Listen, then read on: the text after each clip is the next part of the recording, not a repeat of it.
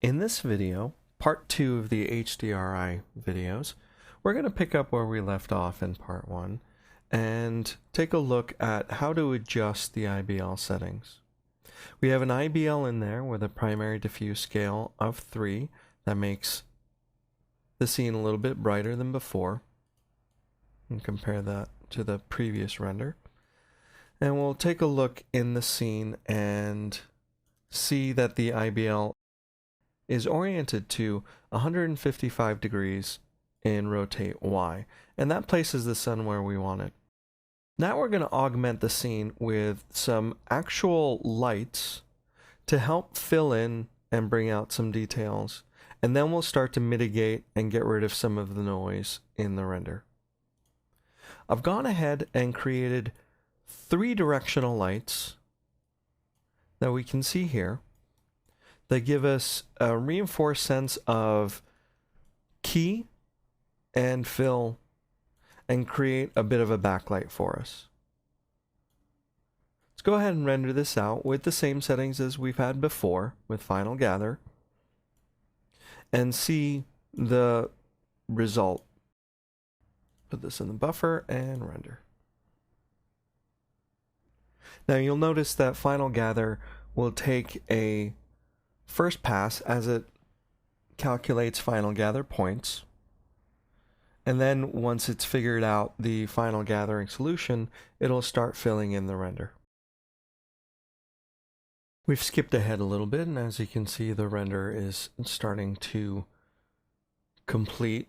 You can see that the 3 additional lights have really started to bring out a good fill and a good sense of sunlight coming in through.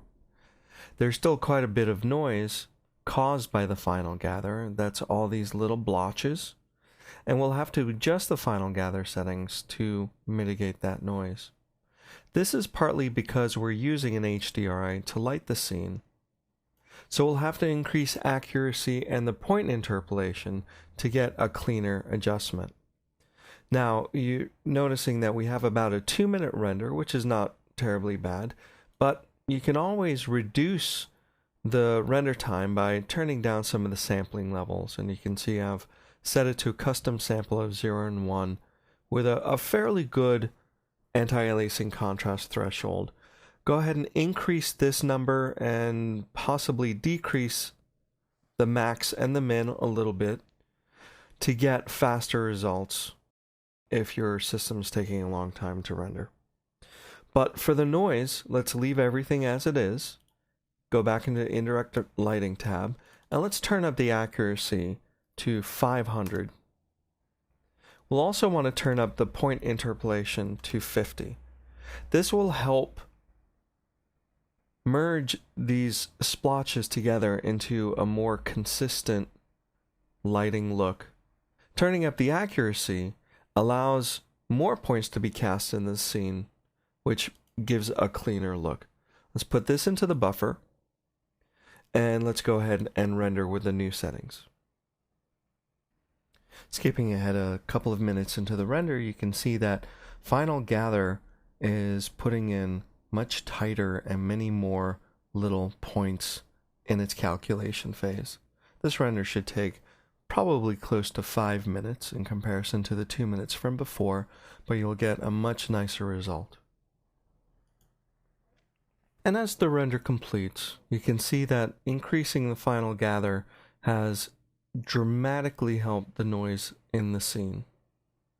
You'll probably want to continue changing some of the final gather settings, turning up the point density, turning up accuracy and interpolation some more, to get a cleaner image yet, get rid of a little bit more of that blotchy final gather output. But for a 5-minute render, we've come quite a long way in the noise. Taking a quick look in the outliner, you can see here are our 3 additional lights and the mental ray IBL. In this video, we learned how to control and adjust a mental ray IBL using an HDRI image to light the scene, and also to supplement the IBL with traditional lights to render with Final Gather. And we also learned how to mitigate some of the noise and create a higher quality render of our scene. For closer analysis of this scene, you can take a look at the HDRI lighting scene completed file found in the scenes folder of the lighting project.